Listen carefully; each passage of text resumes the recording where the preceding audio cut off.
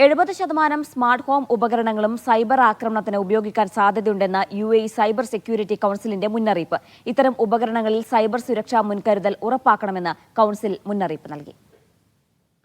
Alexa, Siri പോലുള്ള voice അസിസ്റ്റന്റുകൾ, നിരീക്ഷണ ക്യാമറകൾ, ഓട്ടോമേറ്റഡ് ലൈറ്റിംഗ്, കൂളിംഗ് സംവിധാനം തുടങ്ങി വീടുകൾ സ്മാർട്ടാക്കുന്ന ഉപകരണങ്ങൾ പലതും ഹാക്കർമാർ ലക്ഷ്യമിടുന്നുണ്ടെന്ന് UAE സൈബർ സെക്യൂരിറ്റി കൗൺസിൽ ചൂണ്ടിക്കാട്ടി.